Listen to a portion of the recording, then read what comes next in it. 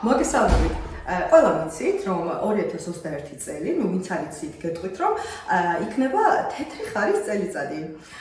შესაბამისად, ვისაც ჩემსავით მოგვეზრდათ აი ესეთი მწვანე ფერის ნაძვის ხე, გთავაზობთ გამოსავალს.